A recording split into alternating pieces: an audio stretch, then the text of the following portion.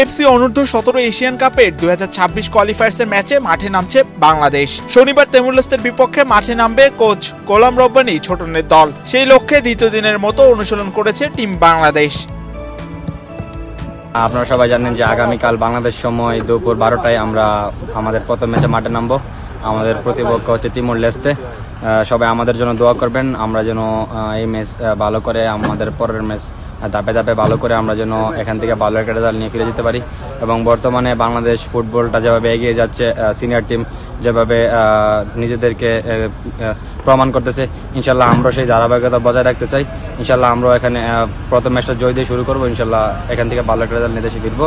ওদের স্বপ্ন পূরণে পাশে থাকতে পেরে আমরা গর্বিত।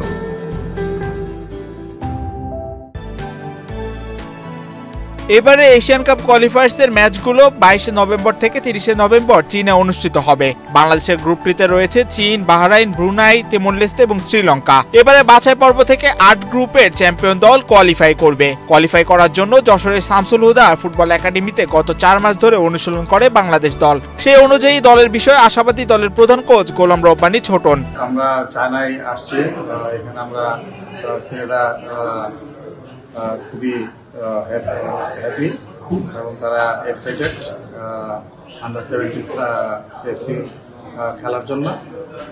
এখানে সবাই ভালো টিম।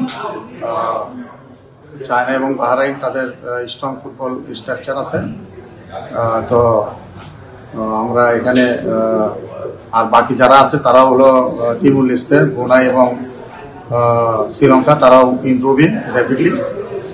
তো আমরা আমাদের নিজেদেরকে ফোকাস করবো, আমাদের গেম প্ল্যানে আমরা থাকবো এবং আমরা ম্যাচ বাই ম্যাচ আমরা ধারাবাহিকভাবে ভালো খেলার চেষ্টা করবো এবং আমরা কোয়ালিফাই করার জন্য এখানে আসছি।